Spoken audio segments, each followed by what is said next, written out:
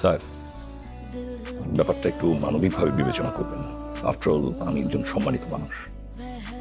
আপনার ছেলে বেপরোয়াভাবে গাড়ি চালানোর সময় তার কি মনে ছিল না যে আমার বাবা একজন সম্মানিত মানুষ?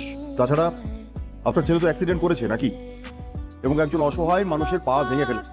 অতএব উকিলের জামিন নোটিশ ছাড়া আমরা আপনার ছেলেকে ছাড়তে পারবো না। স্যার আজকে তো বৃহস্পতিবার, আর 4টা পার হয়ে গেছে, কোর্টও বন্ধ হয়ে গেছে। স্যার আমরা রবিবার দিন উকিল নোটিশটা নিয়ে আসবো। তাহলে তুমি রবিবার পর্যন্ত থানায় থাকো, সমস্যা কি? আঙ্কেল কেমন আছেন? আরে মা মিষ্টি, তুই আসছিস? আমি ভালো আছি, কিন্তু তোর তো 1 সপ্তাহ যাবত কোনো খোঁজ খবরই নাই। কোথায় ছিলি? আরে বন্ধু তুমি? না, তুমি তোমার বন্ধু না। না না, আমি তোমার বন্ধু।